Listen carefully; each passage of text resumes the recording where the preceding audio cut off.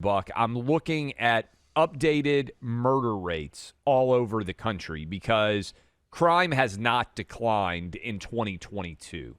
And you and I think, were both prescient on this, where initially Democrats said, oh, well, the crime went up in 2020 because of the pandemic and all the COVID-related restrictions, when the reality was, Buck, it skyrocketed in the wake of George Floyd and the BLM protest and the demonization of all police officers across the country. But I just want to hit you with some cities.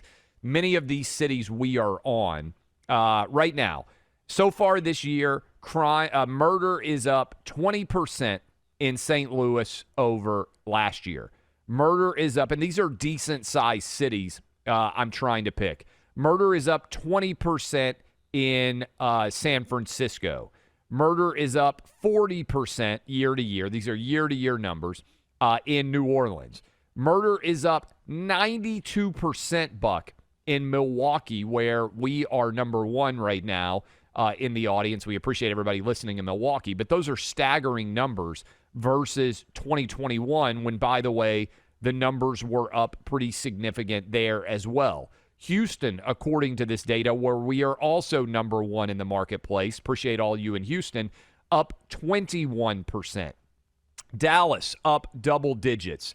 Cleveland, up double digits. Cincinnati, up over 30%. Birmingham, Alabama, another city we're number one, 41% increase in murder. Atlanta, up 43%. I mean, these are staggering numbers, Buck. Baltimore up nearly double digits after it continues to skyrocket. These are big, massive increases, and the Democrats don't have an answer for it. In fact, let's play this audio because I do think it's just so emblematic of the refusal to acknowledge the issue. And it is Jen Psaki. Here she is. Do you remember the 4 boxes that we had on all the TVs? So right now, just to give you a sense, so CNN, Pentagon, as many as 8,500 U.S. troops on heightened alert. Okay, true. Same on MSNBC. CNBC is doing their own thing about the market. And then on Fox is Jeanine Pirro talking about soft on crime consequences. I mean, what does that even mean, right? So there's an alternate universe on some coverage. What's scary about it is a lot of people watch that. Yeah, the alternate universe is the one that Jen Psaki is living in, because this was actually perfect. She looks at the left-wing networks and compares them to Fox there. What matters more to the day-to-day lives and existence of the average American?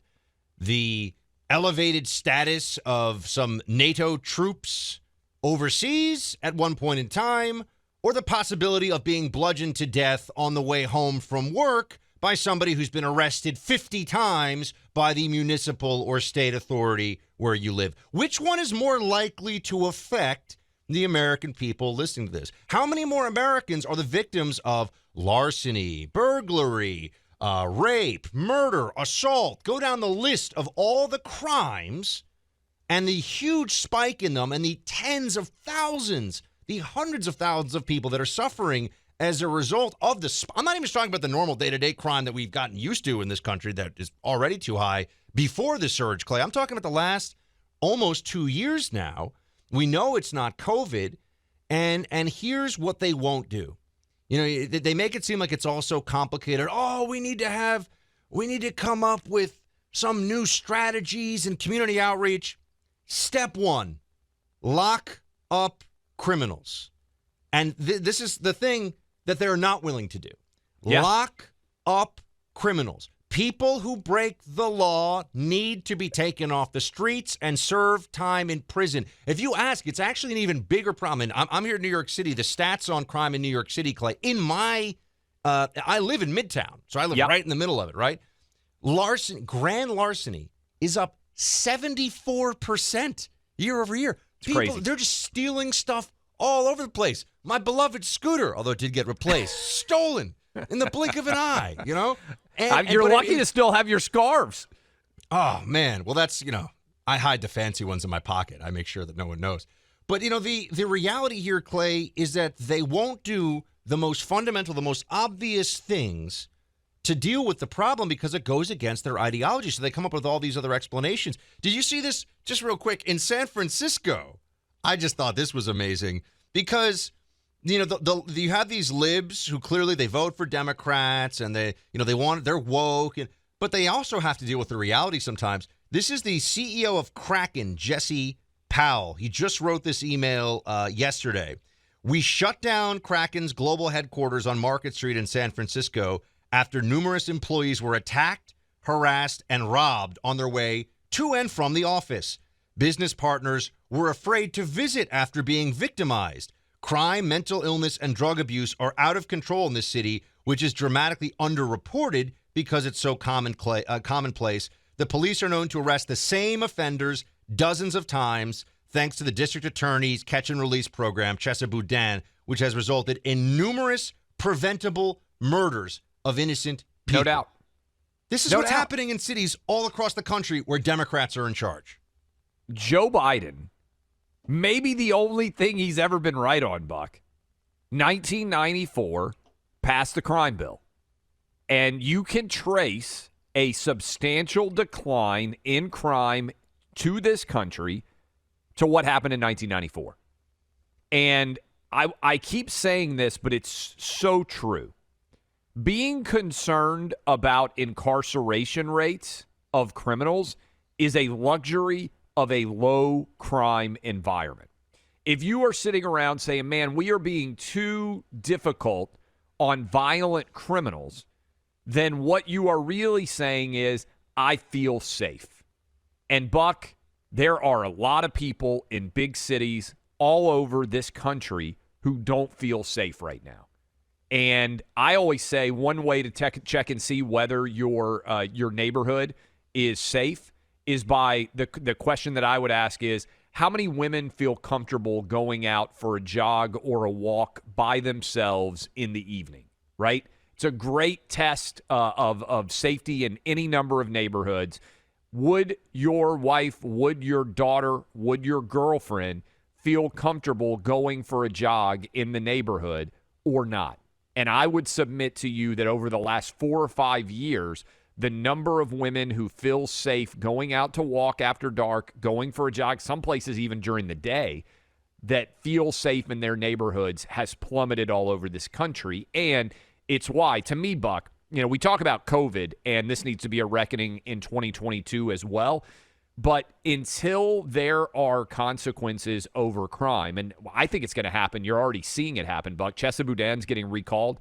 The same thing is happening in L.A., where the DAs are being overwhelmingly rejected by, was it Gascon, I think, in L.A., who overwhelmingly was repudiated by other DAs because of his soft on crime policies.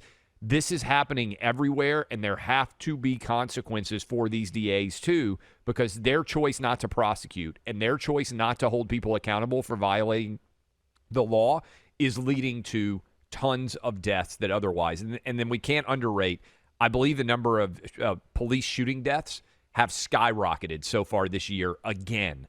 And that is because we have so demonized police in this country, and it has real, tangible, consequential results in terms of their safety on the streets. Look at the decisions that have been made by Democrats over the last year, but also just the policies they've been pushing in recent years and the consequences of them. I mean, we're not sitting here, Clay, talking about the marginal tax rate for top earners being 37 or 39%. Look, people can, we could agree, disagree. What's going to cause more growth? On a lot of foreign policy issues in general, I'd say you should be able to have a conversation without it getting overly testy, even with people who kind of disagree with you, because it's very complicated and it's multiple things going on, a lot of things to. We're talking about straightforward stuff. We want fewer people on the streets clubbing old ladies with lead pipes and stealing their handbags. Doesn't everyone agree? Everyone agrees with white, black, Asian, Hispanic. But the Democrat apparatus pretends that that's not what's going on. The Democrat apparatus tells us that they're reforming a racist criminal justice system, or they're pushing for equity and inclusion by doing more community outreach with police resources instead of just protecting everybody. And as you and I always talk about, the communities that suffer the most from the idiot lib decisions of people like Pelosi and AOC and Schumer, they don't suffer. They live in fancy houses. They're millionaires. They're doing great. They've got security guards. Yes. It's the people that they are pandering to in high crime communities by saying, oh, the cops aren't your friend. We're going to make this all better. We're going to have bail reform and criminal justice reform, and that's going to make your community better. Those are lies, and the people that they're pandering to with those lies are being hurt. They're literally, physically being hurt by those lies. Numbers for you, Buck. This is from Sunday, so unfortunately it may have increased since then. Police officers shot in the line of duty through Sunday, 101 of them. That is, and this is a staggering number, a 43% increase from 2021. The numbers have been skyrocketing in general, but 2021 was the highest rate of officer shootings in a generation. So we now, compared to 2021, are up 43% on police officer shootings so far through this year, through the first quarter, compared to the worst year in a generation. I mean, this is real, consequential, at the very essence of being safe in this country. I hit you with the numbers on murders, but that police officer number should be staggering, should be being asked of so many different Democrat politicians across the country. I mean, you can just see, Clay, also from the beginning of BLM 2.0 after George Floyd's killing in Minneapolis and the BLM movement and the protests and the riots and the Republicans all of a sudden on defense on criminal. Let's just be honest about it. The Trump administration went on defense for a while there on criminal justice issues, talking about doing criminal justice reform for about 6 weeks or so until the statues started to come down and the riots started to go after federal courthouses. And then all of a sudden, I think there was a snapping back into reality on the right. But you can see that the spike in all these crimes we're talking about started when the left went on offense with its ideas about criminal justice across the board for prosecutors, for police, for judges, for everything. And they had already been putting people in these places, in these positions for years. But then they felt the Chesa Boudins and the Larry Krasners and others, oh, now's my moment. Now we're going to show what real criminal justice reform means. And Clay, you and I both know what it means, and everyone to this listening knows what it means.